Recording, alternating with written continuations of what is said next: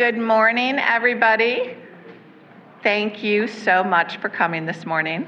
I want to welcome the students, the faculty, the staff, the alumni, the community members who are here this morning. I know there's lots of places we could be at 7:30 in the morning, and you chose to be here for our first lead speaker series of the academic year. And we do this the first Thursday of every month, and I highly encourage you to look at the agenda and list of leaders that we're bringing in. They are all inspirational, and we're kicking off with one of my favorite leaders in the community, Phil Soran. I am Bonnie Spear-McGrath. I am lucky to be a trustee here at Dunwoody. I'm also an entrepreneur, a mother of 4 young adult children, and they still need me as the mother. They just don't always know it. I am a people connoisseur, a community builder, and a meaningful connector. And I think that's just how I was born. And one of the things I'm very passionate about is helping people find pathways to prosperity so that they can build wealth and stability for themselves and their families. And I believe education is one of the best levers in which to do that, which is why Dunwoody was so attractive to me to be a trustee. The education here is so practical, and it's for those learners out there who learn by doing, which there's a lot of people out there who that is how they learn.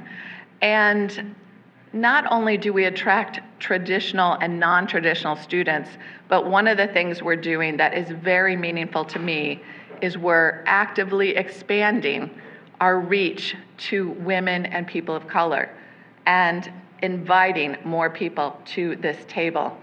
Many people don't know about Dunwoody other than seeing the building when they drive downtown. Oh, there's Dunwoody. Everybody knows about it. But I encourage you to learn as much as you can about this community gem today and other days, because it is phenomenal. Today, we are so fortunate to have Phil Soran join us. I met Phil Soran and his wife, Margie. So Margie, thank you for being here today. I think about 10 years ago, but I lose track of time because we both have a passion for education, or all of us have a passion for education. And I have to admit, his passion must have started earlier than mine because his career started as a junior high math teacher. So that has to require a lot of passion for education, I believe, Phil. And he went on after being a school teacher to be an entrepreneur and found and launch with his team 3 incredibly successful technology companies, which you'll hear a little bit about today. And one of the things I want to mention to all of you, no matter what age and stage you're at, you're a student, you're retired, the messages that Phil and the nuggets that he's going to share today apply to all of you. And as lifelong learners, you wouldn't be here if you weren't lifelong learners. There's always nuggets that we can learn and apply to our life. So there's a lot here to learn. In addition to being a serial entrepreneur, Phil is a husband, a father, a grandfather, a philanthropist, one of the most generous people I know in terms of mentoring lots of people. And he's very, very thoughtful with his time. So I'm very honored, Phil, that you accepted our invitation this morning to share your wisdom. And I'd like everyone to help me give a warm welcome to Phil Soran.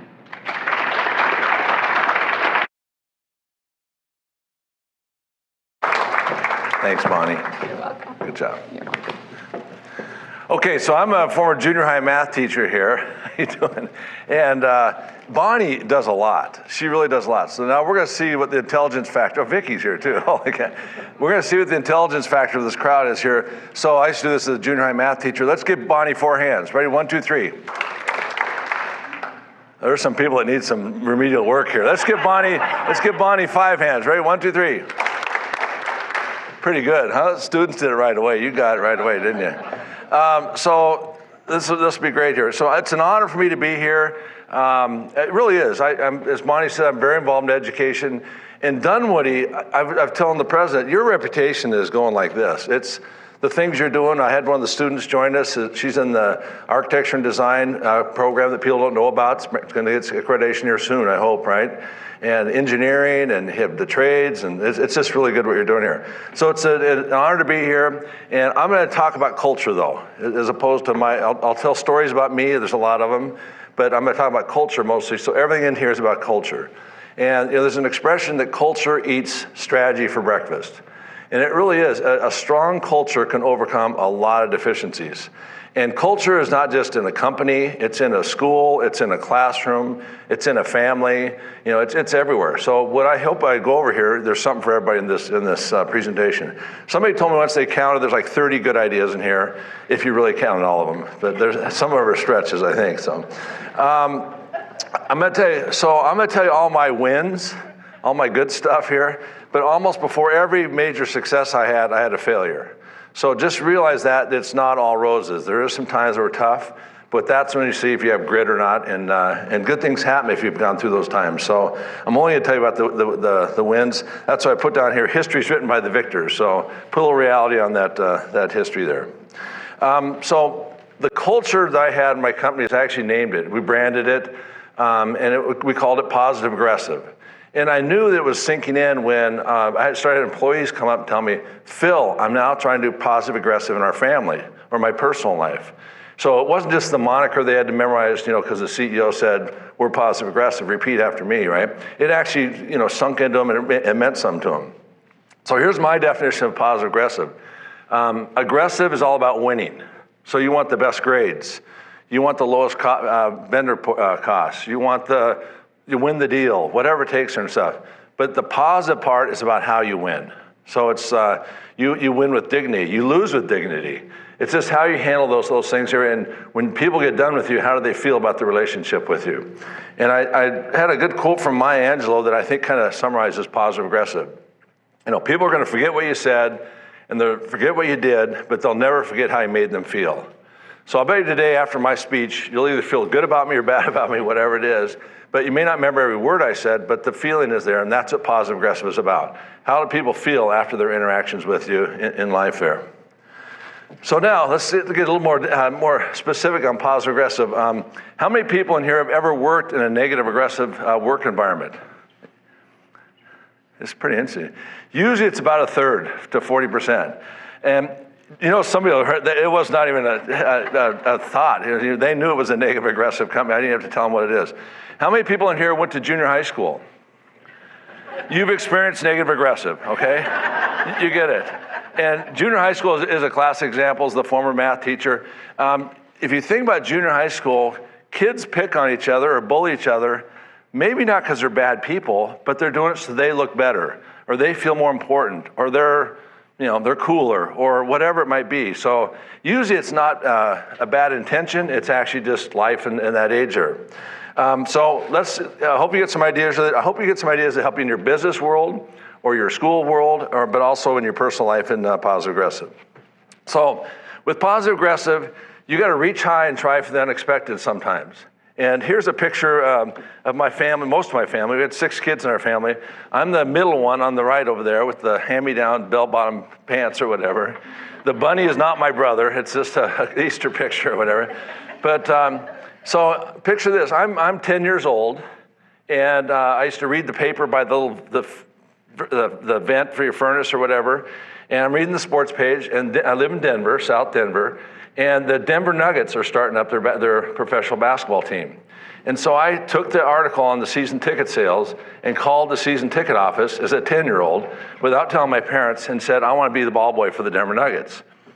And about a month before the season happened, I'm 11 now because I had a birthday, the trainer from the Denver Nuggets calls our house. And my mom answers the phone. It's back when you had landlines and cords and all that stuff. So she answers the phone and he said, I'm Lloyd Williams.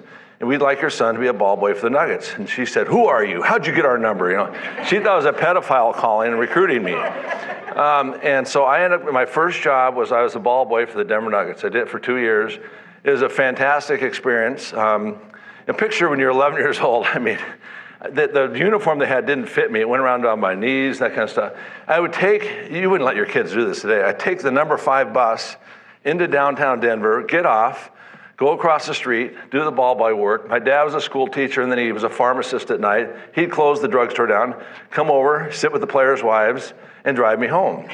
So as an 11-year-old taking the number 5 bus into downtown Denver, you wouldn't do it here. So the theme of positive aggressive is occasionally you have to reach high and try for the unexpected. So a 10-year-old calling the Denver Nuggets with the bold thing, I want to be a ball boy, is a pretty bold thing. I played golf last week with Larry Fitzgerald. Anybody know who Larry Fitzgerald is? Pro football player, Arizona Cardinals, grew up in Minneapolis. He told me the same story.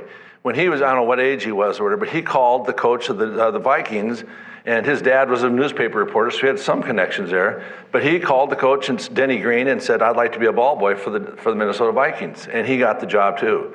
So in positive aggressive, you got to reach high and try for the unexpected.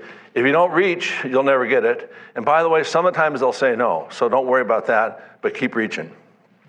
Second good thing for positive aggressive is you got to turn your liabilities into an asset. So here's a picture of me, my first year of teaching. It's a great hairdo, isn't it? I was the math department in Milliken, Colorado, which is a migrant worker town in northern Colorado. And I taught 8 classes and did community ed, coached 2 sports all season, taught adult ed at night and stuff, and made $9,900 on that first year contract. And so here I am there. I ended up going to Colorado Springs to teach. And so I loved it, but I didn't want to teach the same algebra class for 30 years. So I ended up getting a job at IBM. And IBM back then was the most admired company in the world. Very hard to get a job there. It's still pretty admired, but it was the pinnacle or whatever. So I got the job. I went to the University of Northern Colorado, UNC. Margie always gets mad. She's giving me a look right now here. My wife's here. So UNC, I said, stood for University of No Credit. And she says, I worked hard. I don't know about you, but I worked hard at UNC. So UNC had never interviewed anyone from, IBM had never interviewed anybody from Northern Colorado before, and somehow I got the job. So what you do at IBM back then is they had a year-long training program. You'd go to Dallas for a month, you'd come home for a month. You go to Dallas for a month, and they had a fake company down there. They put you through role-playing. They graded everything. It was very, very intense. So I go from the school teacher role to IBM, and I'm down there. My daughter was born 2 weeks before the first class. I go down there to Dallas, and they start the introductions in the class. And it's, I'm Amy, I went to Stanford, I went to Harvard, I went to MIT, I went to Brown. I mean, literally every one of those people. And I stood up and said, I went to No Credit. And, and I did get a chuckle at least. So anyway, they grade these classes, year 1, 2, 3, 12, 14, or whatever. I called Margie that second night there and said, I'm not going to make it. I'm in over my head. These people are too talented. And she said, I don't care, shut up and go work harder then, because you got a 2-week-old baby here, and I'm doing it by myself, so get to work. So anyway, the story is, in every single class at IBM, I was number 1 in the class. And the reason I was number 1 in the class is I had taught junior high math. These smart kids from Stanford and MIT, whatever, had no street skills. They couldn't dance when they had 40, 13-year-olds going crazy in front of them. So I could do some of that stuff because you had to do the clap, whatever, right? So I just tell you, sometimes you may think it's a liability. You got to figure out how to turn it into an asset. I talked to one of the students, he said he'd been to 5 different schools or whatever. People here care about people like that are still sticking to it. So turn those things into an asset. Don't view them as a liability. So I stayed at IBM, moved up here. That's how I got to Minnesota. I've been moved. I have 4 kids then. I'm up here. And I don't want to move back to White Plains, New York and continue my IBM career. And I decided to go and take an entrepreneurial journey. And I had some little steps along the way. I'm going to go right to 1995. And it's... we live in Eden Prairie, raised our kids out there, and I meet with 2 other guys, and we decided to start a company in my basement in Eden Prairie, Minnesota. And you do it in the basement. In Silicon Valley, they go to the garage. In Eden Prairie, you're dead in the middle of winter if you go to the garage. So we had to go to the basement, and Margie, who's here now, we got to give her 2 hands. Ready? 1, 2, 3. Actually, just do 4 hands. 1, 2, 3. because we had 4 kids. We have 4 kids. We really don't have any savings. We don't have much debt. But she taught piano lessons upstairs while we're down in the basement starting a company. And when you start a company in your basement, your income is 0. So you're down there, and it takes a while to design what we're going to do. We invented what's called the storage area network. So cloud storage kind of needs it now if you're storing data on the cloud. I'm sure all of you are. So we started this company, XIOtech, in the basement. We raised $886,000 from angels. And then we went out to the races, started hiring engineers, designing the systems. We later raised $28 million venture capital. But the positive aggressive, you take care of those who got you here. So here's my example here. Raising money from angels, you're driving around your used car, right, and trying to meet rich people to give you $50,000 checks or whatever. And we did a lot of it at the Olympic Hills Country Club bar. And usually they gave money easier if you have a beer before they start and stuff. I probably shouldn't do this at school here, should I? But so we're at the Olympic Hills Country Club bar, and we're trying to raise money. And we present to a guy named Joe Newman. And I've met Joe Newman once in my life, but we do the presentation. He goes, Phil, come here. And I go out in the parking lot with Joe. He reaches in his glove box. He writes me a $50,000 check. He says, I'm going to Vegas tomorrow. I love this deal. Make sure I get in your deal. So Joe Newman gave us that $50,000. Now, later on, you raise venture capital, and venture capitalists negotiate tougher terms. They have preferential things, so they get their money back before anyone else gets to share in it. So I told the VCs, you got to do that for the angels. They took the most risk, right? So what we did is we applied those preferential terms to the angel investors. Now, that ends up costing the founders $1.5 million later on. But it was the right thing to do. So with positive aggressive, you do the right thing.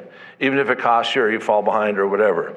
So Joe Newman, that $50,000, he ended up making about $1.5 million later on. So it was really cool to call Joe and say, here it is, it's coming your way. So that's 1995. We later, we grew the company in Eden Prairie there, and we sold that company to Seagate 5 years later for $360 million. So it's a cool deal. I recommend everybody do that once. It's really good. When we sold it, you have to, I tell them positive aggressive, you have to have traditions. And picture your family. Do you have Thanksgiving traditions? Do you have state fair traditions? You need traditions. And your kids may gripe about it, but if you don't do it, they'll miss it. So it actually is working. So create those traditions and love them and be made fun of, but keep them going here. So tradition, this is a picture of, once we announced that we were selling the company, we had an all-company meeting to tell them about it. And we were going to give all the employees a Super Bowl ring if we went public. Well, we got bought, so that got superseded. So we designed our own Super Bowl ring. Jostens does the Super Bowl rings. We had them come out. And this is a picture of my Super Bowl ring there. And every employee in the company got their own Super Bowl ring. We had a ring sizing party, and guess where we had the party at? The Olympic Hills Country Club bar, right? And it was a fun event. And I think for a year or so, every employee was wearing the ring and showing it off at the grocery store, and it was really fun to do. And people would ask them, did you play in the Super Bowl? I mean, we didn't have big diamonds, as you can tell, but it was pretty good. So great traditions with positive aggressive. So we, my partners and I stayed there a year and a half after we sold to Seagate. We retired again. And then we started getting bored, and we went back to the basement, the same basement. It now has carpeting. It's a little fancier. We had a real desk now. It wasn't a ping pong table. And here we are back in the basement there. We started another company called Compellent. And this time it's data storage. There's a lot more software this time. The same team was down there. Once again, for the second time, we had the idea, the team first, and the idea came second. We didn't go in with a light bulb already burning. We had to come up with the ideas in the basement down there. And we started Compellent, and we ended up raising $53 million of venture capital. It's a little easier the second time, I'll tell you that.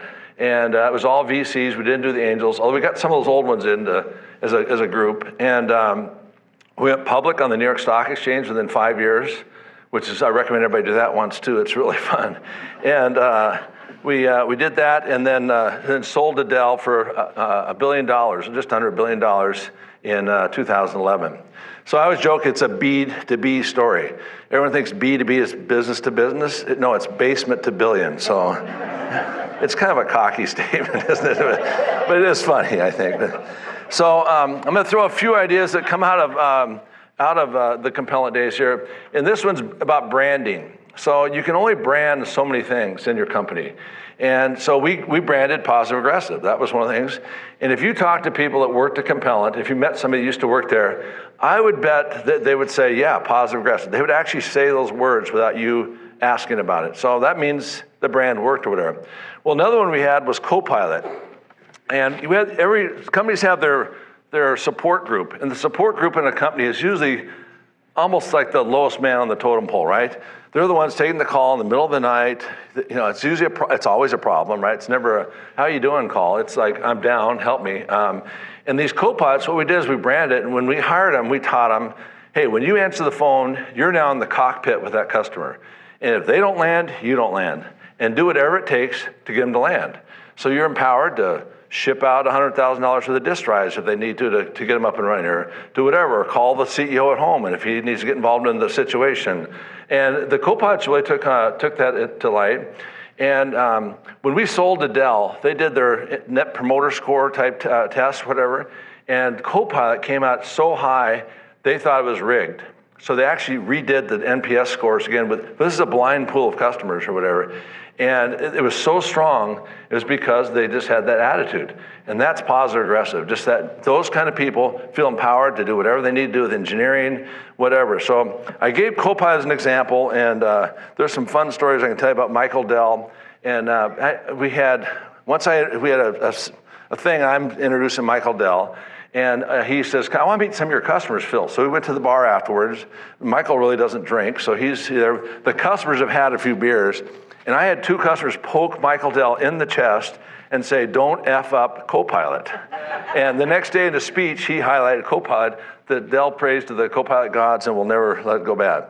They have, but it's... With Positive Aggressive, you also have to find all sorts of ways to provide recognition. And here's a picture of me ringing the bell at the New York Stock Exchange. So in 5 years, we went public. When you go public, you do an IPO roadshow. It's a grinding experience.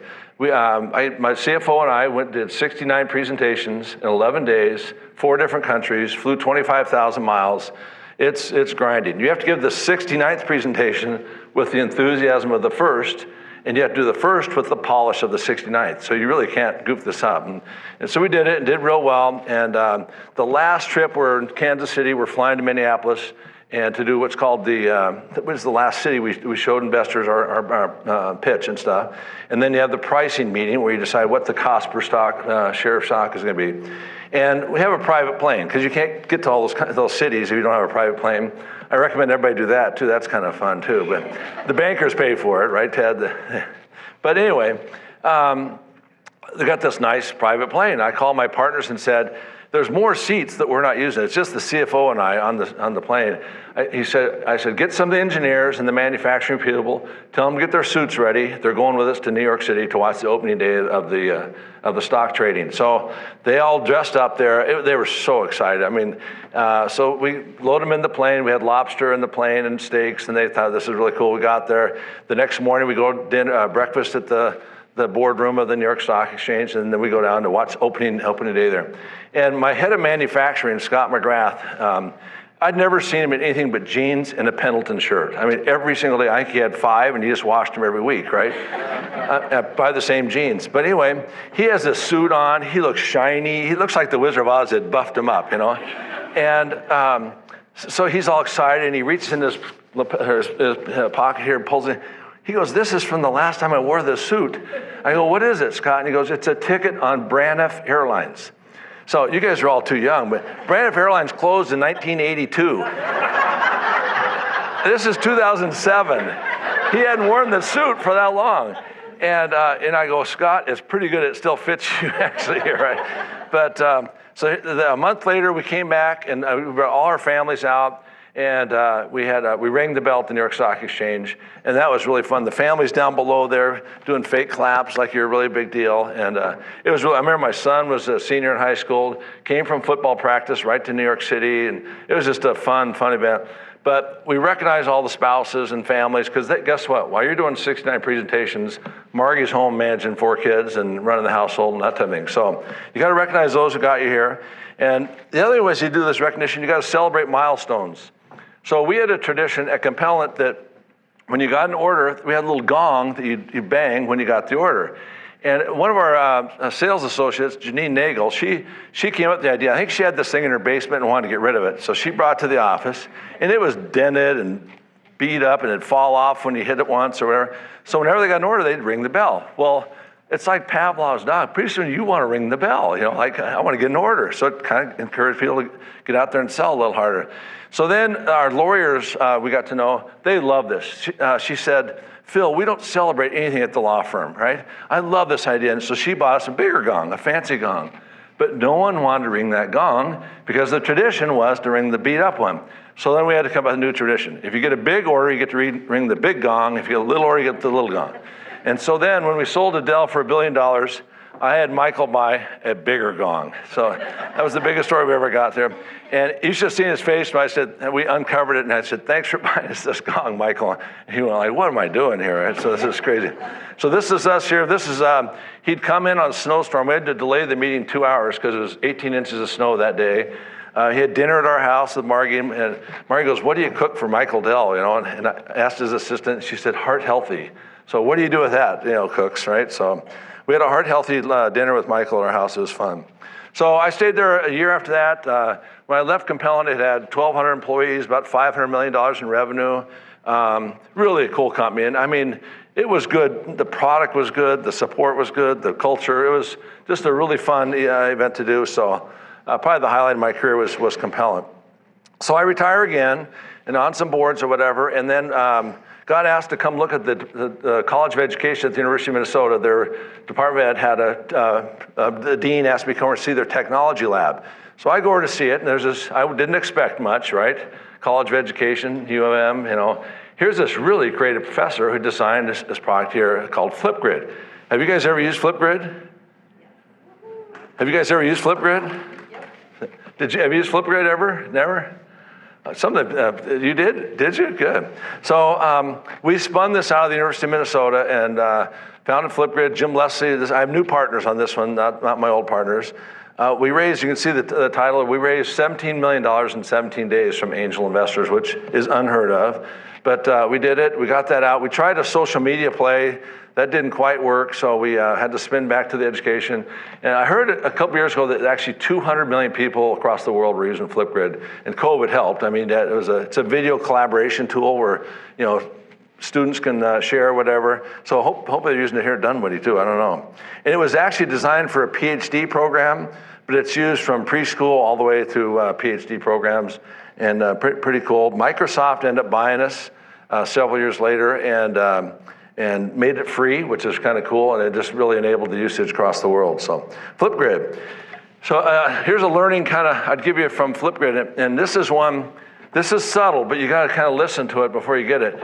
Rolling Thunder. So I have all these entrepreneurs want to meet with me and get ideas or whatever, and then you never hear from them. Or you might just get a newsletter from them once a quarter. And when you get a newsletter in your inbox or whatever, what do you do with it? You leave it in there till Saturday usually, and then you delete it probably, right? But you just don't read it. It looks too formal. What am I doing? Rolling Thunder is about creating momentum of your brand or your momentum of the company or your momentum, your classes or whatever. So students, if you sent your parents a note, I got an A on the test, and that's all you sent on the text, that's Rolling Thunder. Hey, I talked to my professor today. Good. But if they start getting 10 of those, they start going, God, Tommy's doing pretty good in school, right? And guess what? They start telling their friends, and pretty soon this momentum keeps up here. So you're the company. You do little blurbs of things that are going well. It should be something that people can consume in very small bites. They look at it, and it's done. It's gone, but they got it. And if you do that over and over and over, the momentum actually starts taking off. And it's not just your image, but also your activities, because you start doing more things that are Rolling Thunder capable. So does that kind of make sense? So people always want to turn it into a fancy newsletter or whatever, but think about Rolling Thunder, and it can be in your personal life, it can be in your business life, it can be up, it can be out, it can be to your investors, it can be to your bosses, it can be to people that work for you. So different people need different kinds of thunder, so think about that as you go through there. Then I got bored again here. So then I met another entrepreneur out of the University of Minnesota, professor here, Abner Abbas, he's the one on the left there. and we started a company called Claros. This is a very different company. It's an environmental remediation company. They're doing things like taking mercury out of water. They're taking PFAS. Anybody heard of PFAS? If you haven't heard about it, you better start reading about it. It's the most prevalent chemical in the world. It's called the forever chemical, designed by 3M and DuPont.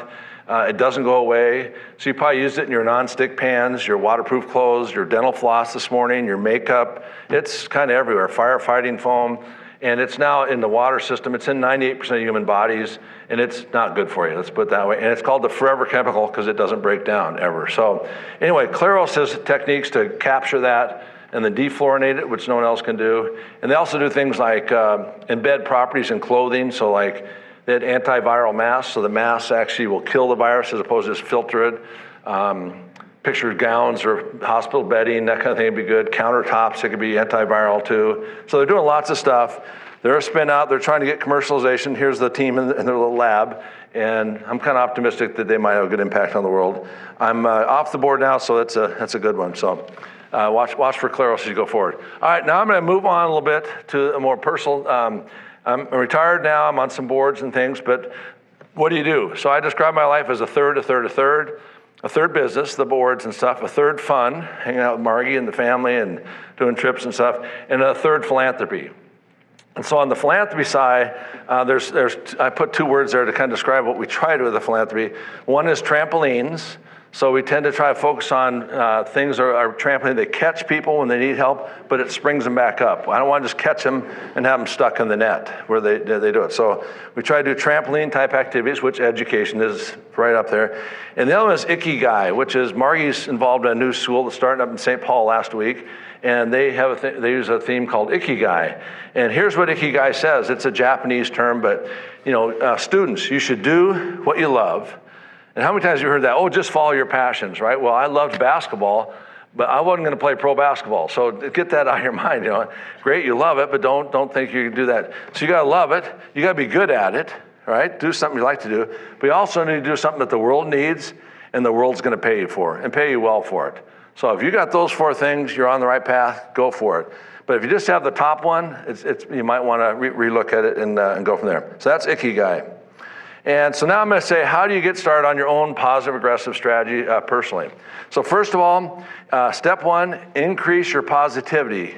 Because if you increase your aggressiveness first, you're going to have some unintended consequences. So start positive, then go aggressive. And just that word, just think about that Maya Angelou quote, and you'll know what to do, when to do it. Number one, be about your others, not yourself. So who do you talk to? Adults here, have you said hello to any of the students today? They're in here. Students, have you said hello to the president? You should. You should reach out there. So I'm telling you, be about others. Go meet people you normally wouldn't meet. Be the one that goes out there. My friends call me Friendly Phil. If I'm in the elevator, I'll know the person's story by the time we get to the bottom, whether I'm in a foreign country or whatever. And you meet some pretty fun people then, right? And people want to have people care about them and tell about themselves. So be a little bolder than you normally would be there. Be about others, not yourself.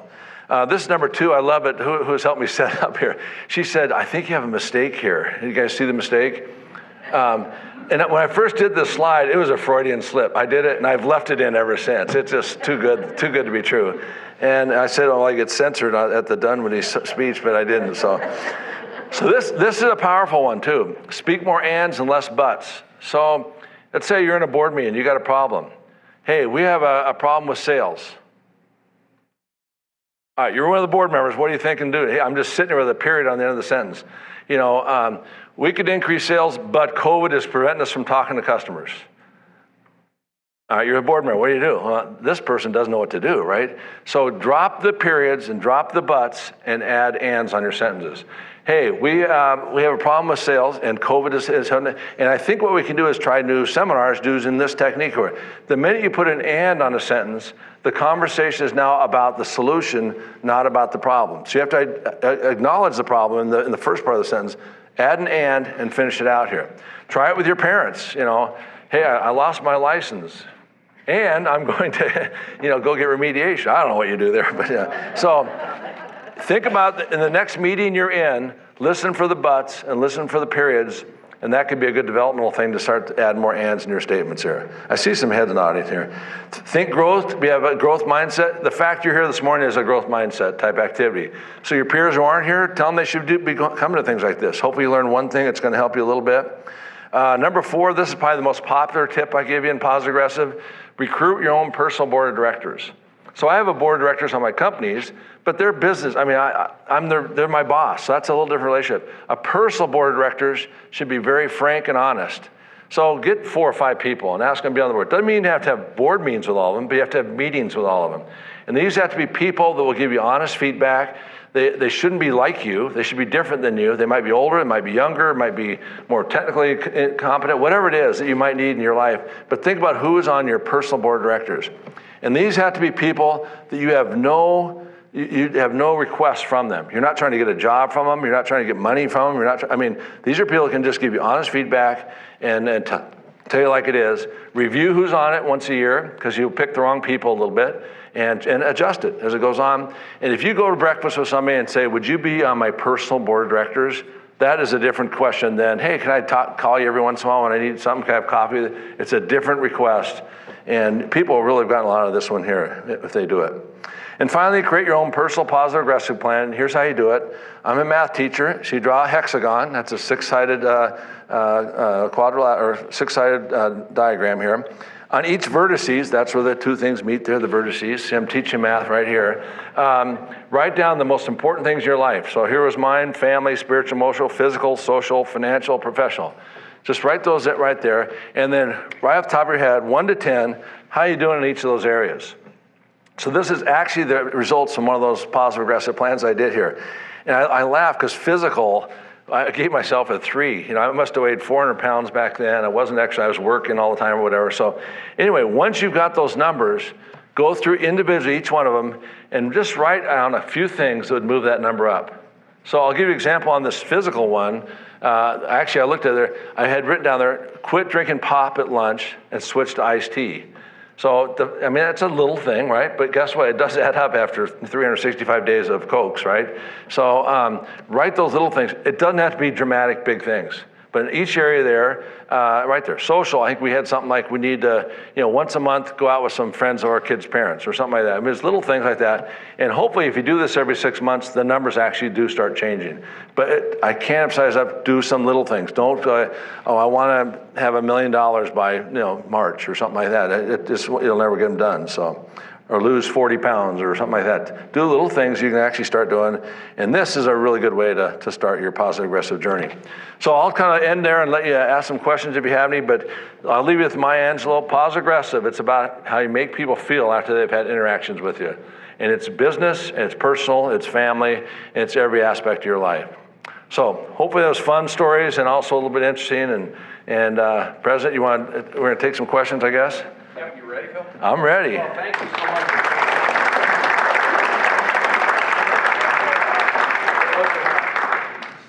Genesis on.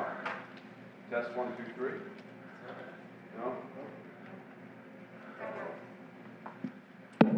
There we go. All right. Who wants to get us started? Somebody's got to have a question out there somewhere. Oh, one over here. How you doing? All right, I'm just asking the first question, so no judging everybody. No, I don't think. Positive aggressive, they wouldn't judge you. That's good. Thank They you. encourage you. How do you work with your personal board of directors? So I would tell you it's usually informal. It's periodic. It's not like every quarter you have to do it or whatever. You know when you need them. You also need to talk to them when you don't need them, so they kind of know what's going on in the journey. You need to give them their rolling thunder. So they need to see enough of you that they can actually see what's happening in your life. So they can start saying, oh, this is starting to I can sense something there. So very informal. I don't know anybody that actually has a board of director meeting. It's usually one-on-one. They might have 4 people that are part of it, and they're usually very different.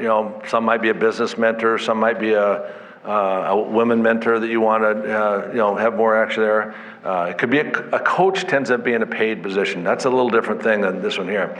And this is the kind of person that hopefully you can say, I'm thinking about switching jobs, What do you think? And have you thought about this? And or I'm just not getting along culturally with this, whatever. It could end up being family, personal, I don't know, but I'm more on the business side when I think about this here.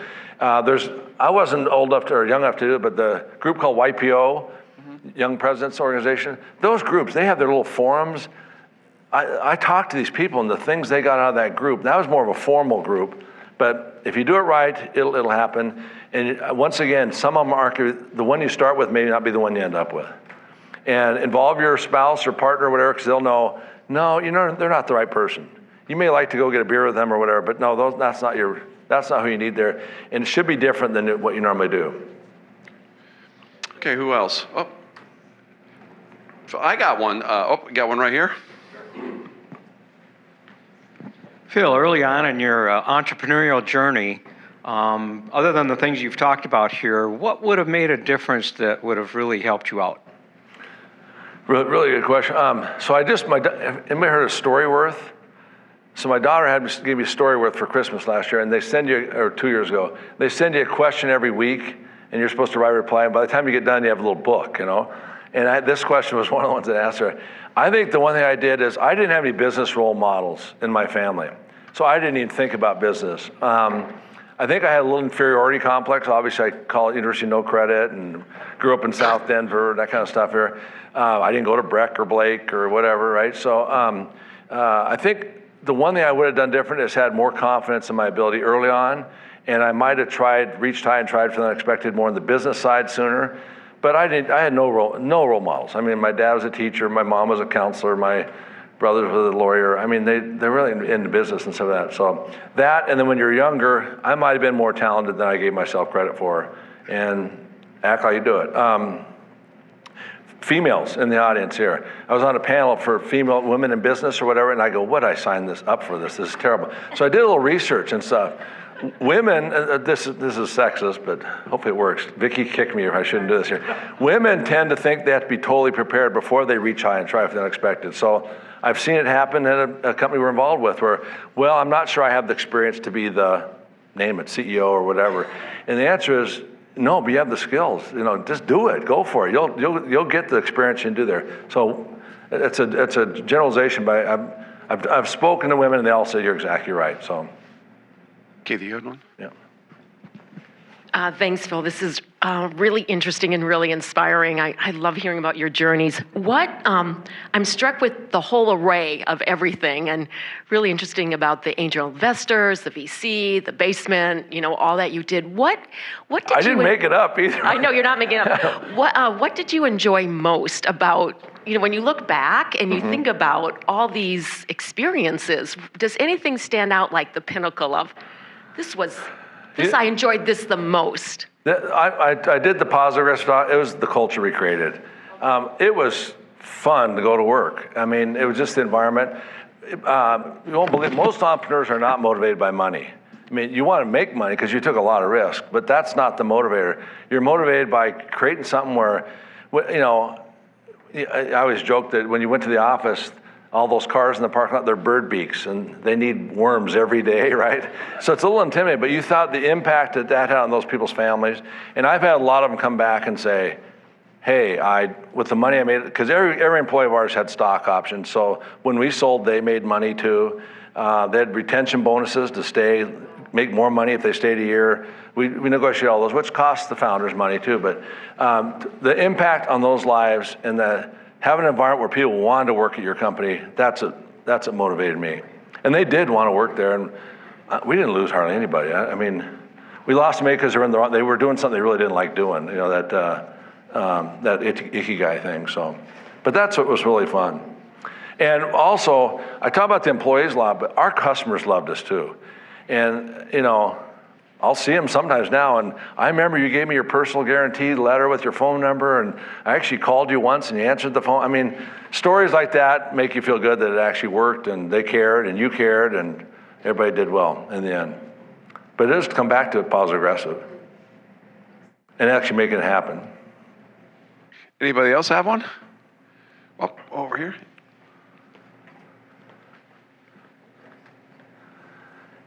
I mean, picture 4 kids, and I'm in the basement, and Margie, we're living on piano lesson money, and she didn't charge enough either. I mean, she needed to brand herself a little better, right? So Phil, you said you're sharing all these, I appreciate all the stories, your successes, and you said every one of those successes had a failure before it. Can you think of a failure that taught you the most and that you were able to use like a trampoline, like in your, in your trampoline example? Yeah, I'll have one. Right before we started XIOtech, actually, I got a job with a guy. I'd left IBM and went to, I was the president of Red Devil Paint Company. And it was nice, but it was watching paint dry. It was boring compared to tech. So I went to a software company, it got sold. I got another job, and I went to work for a guy and had a signing bonus after 90 days, and he fired me on day 89. And what I learned there is entrepreneurs are strong personalities. And if you're going to work for a smaller company, make sure you know there's one or two personalities. Make sure you know what those two personalities are like. Because under the pressure of a startup, their traits are going to get magnified. So if they're a liar, they're going to lie a lot. If they're a cheater, they're going to cheat a lot. This individual was a liar. He wrote on paper that we're going to get this deal, odds are this, 90% odds, next week, all this stuff. I get in there, I find the contracts, their non-compete doesn't even allow them to sell to that company. I mean, it was that dramatic anyway. So anyway, I didn't learn that you need to know those personalities. You can't, just because you're Mr. Friendly Phil doesn't mean you can work through those kind of personality things. So understand the personalities you're going to deal with, especially in a small company. It's true in a big one, but it gets filtered away more and more as it gets bigger. So is that a good example? Yeah. And I would say if you're going to an executive level, if anybody's looking at doing that, don't do 4 2-hour interviews with those personalities. Try to find a way to do 1 8-hour interview. Go to a trade show with them. Go to whatever, because they can't be on best behavior for 8 hours. You're going to see little signs, and when you see the sign, don't go, oh, don't just wipe it away. It's probably there's something there. So. Well, I think we're going to end there. We got some students who probably have to get back to class by about 8:30. So I want to thank Phil for kicking off the lead lecture series. I want to thank the Alumni Association for doing a great job getting great speakers in again this year. We're off to a great start. As a reminder, our next one is October 6th, and that will be Daryl Thompson, president of Boulder Options. So please thank Phil again. I think you'll hang around if people have a couple questions that they want to get. So thank you so much for a great start to the year. And for the students, be cool, stay in school, okay? Great job. Thanks a lot.